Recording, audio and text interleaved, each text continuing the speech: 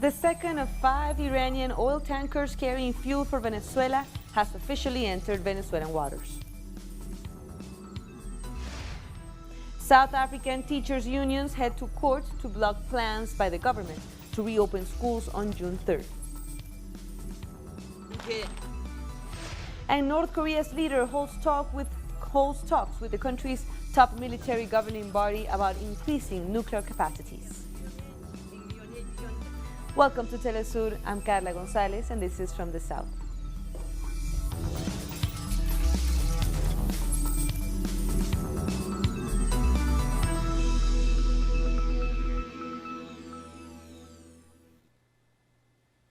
The second of 5 Iranian tankers carrying fuel for Venezuela has officially entered Venezuelan waters. The tanker, called Forest, was met by Venezuelan naval patrol boats north of Margarita and is headed towards the port of El Palito, where one of the country's refineries is located. The third ship, Petunia, is expected to arrive on May 26. Venezuelan President Nicolás Maduro sent a welcome message to the crew of the oil tanker as it entered Venezuela on Saturday night. All right.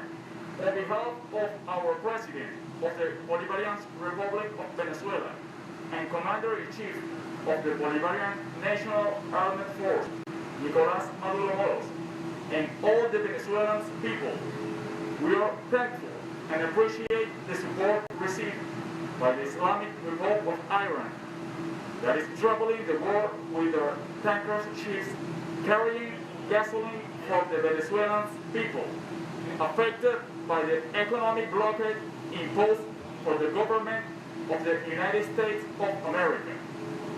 Both nations are being affected for the coercive, unilateral, arbitrary, and illegal measures from the government of the United States of America that considerably affect the economic progress.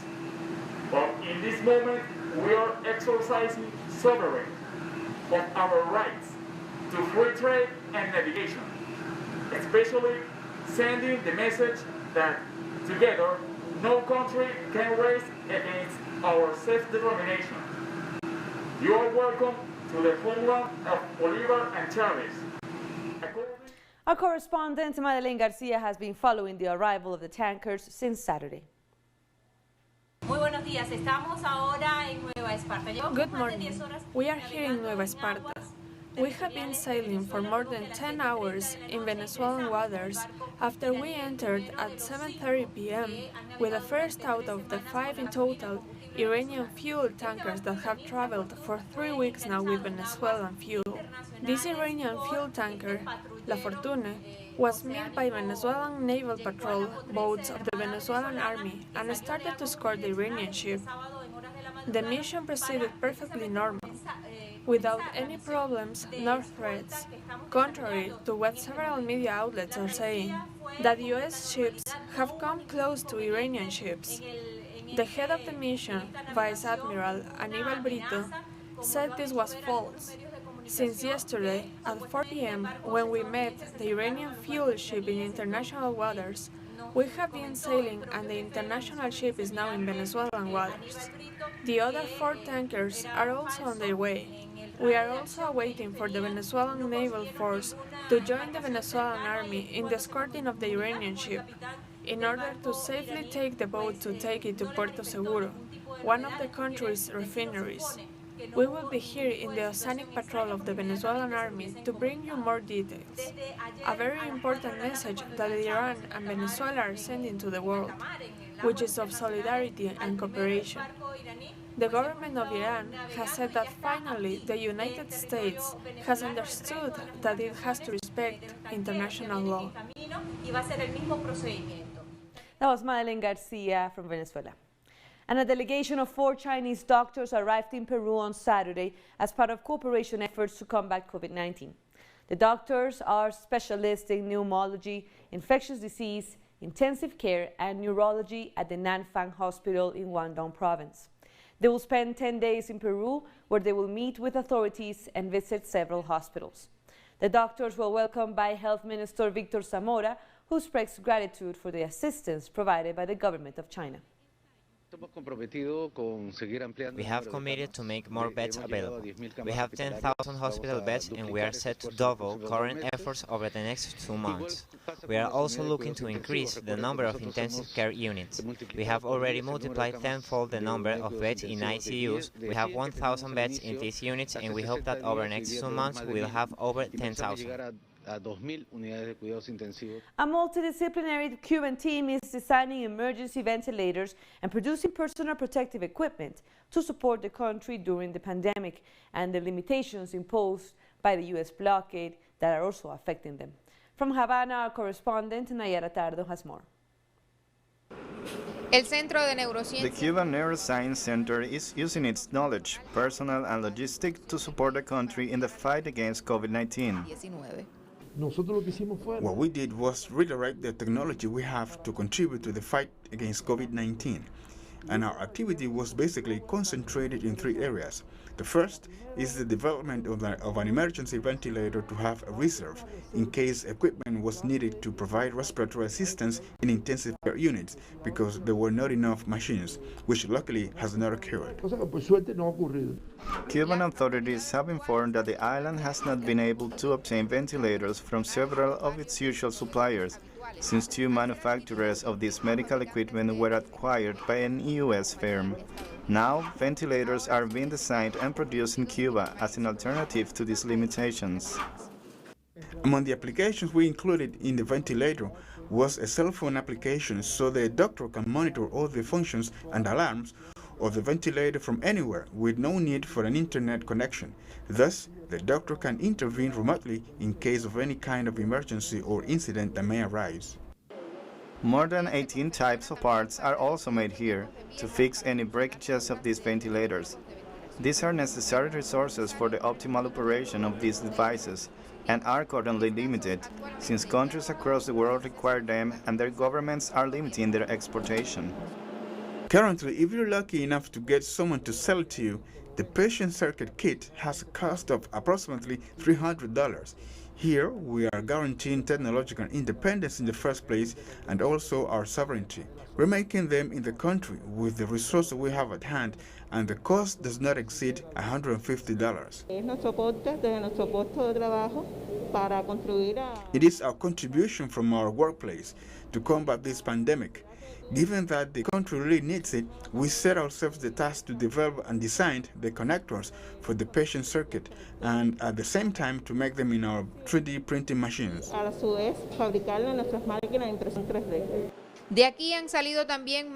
More than 12,000 face shields distributed by health institutions throughout the country have also been made here. A joint effort alongside other scientific centers, national industry and self-employed workers. Some provide raw materials and others provide advice and work organization. Among the new projects is the development of devices to help in the molecular diagnosis of the virus and the design of a new non-invasive ventilation in collaboration with the University of London. Nayara Tardo, Telesur, La Habana. We have more stories coming up. Don't go away.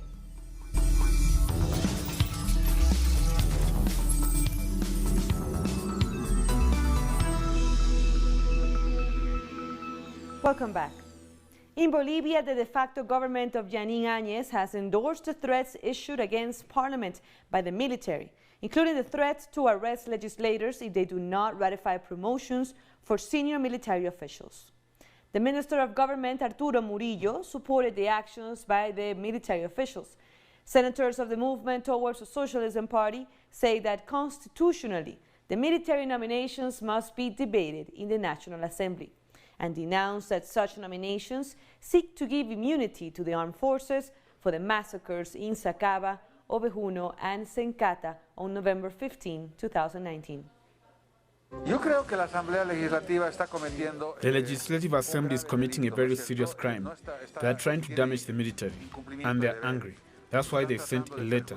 But what the Assembly needs to know is that they may face trial for breach of duties, which can lead to time in prison. Be careful. And the lawmakers and senators don't have diplomatic immunity, so be careful. If tomorrow they go to jail, they'll say it's political persecution. Also in Bolivia, the de facto government has admitted irregularities in the purchase of 170 overpriced ventilators. The foreign minister who was involved in the process has claimed that her deputy ministers and officials hid relevant information from her. Our correspondent, Felipe Morales, has the details. The Minister of Justice admitted irregularities in the purchase process of 170 ventilators that, according to various calculations, were acquired at a surcharge of 300%, from $7,000 to $28,000 per unit. Two lawyers who noticed the irregularities were dismissed. At one point, she refused to sign this contract, and if the other lawyer made observations on the procurement process, at least they should have stopped the procurement process, review it, and if appropriate, cancel the whole process.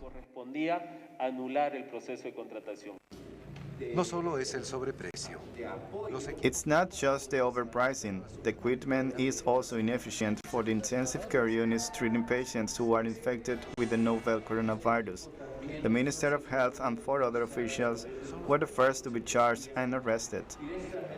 We have requested, as the Minister of Justice and as we began this investigation, the preventive detention of all those apprehended, taking into account the risk of obstruction and the risk of flight they pose.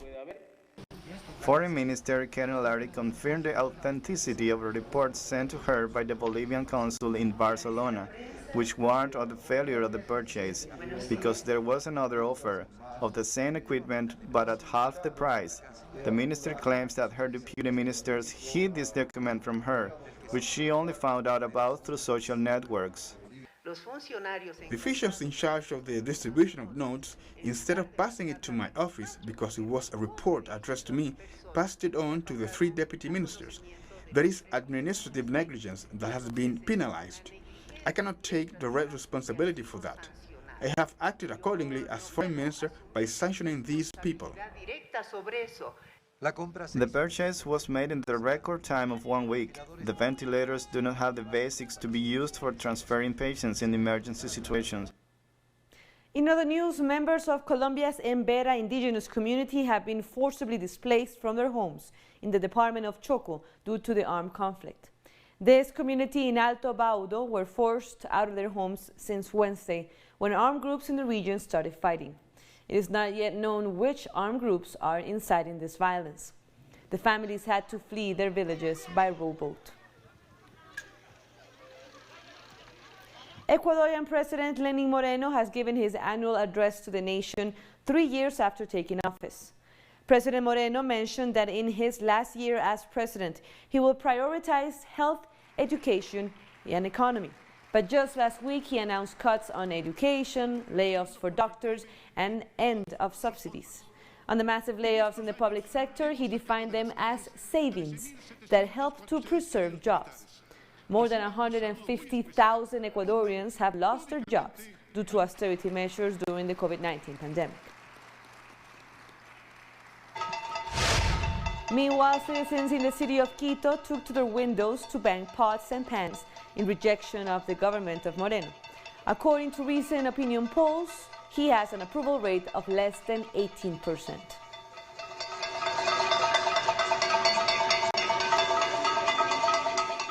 South African teachers' unions will head to court on Monday to block plans by the government to reopen schools on June 3rd.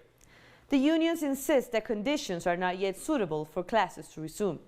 They have ordered their members to stay at home until the government meets their demands, which include the provision of personal protective equipment for all teachers and ensuring that all schools have adequate water supplies.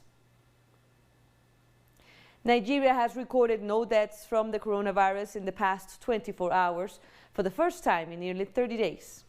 According to the Nigeria Center for Disease Control, COVID-19 cases have now reached more than 7,000.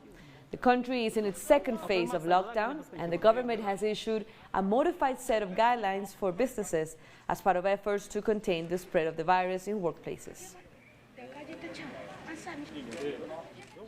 A team of medical experts from China has arrived in the Republic of Congo, the Democratic Republic of Congo, to support the country's fight against COVID-19. The team, comprising of 12 experts, was welcomed by the Chinese ambassador Ma Fuling in the capital, Brazzaville. The team arrived by boat after successfully completing its mission in the neighboring countries. Forces loyal to renegade Libyan General Khalifa Haftar on Sunday attacked several locations in the capital Tripoli, including the city's only functioning airport. According to local media reports, Haftar's Libyan National Army launched rocket strikes targeting areas under the control of the UN-backed Government of National Accord. No injuries or deaths have been reported so far. In April 2019, Haftar unleashed a military offensive to wrestle control of Tripoli from the GNA. The conflict has so far killed more than 1,000 people. We're taking one last break. Stay with us.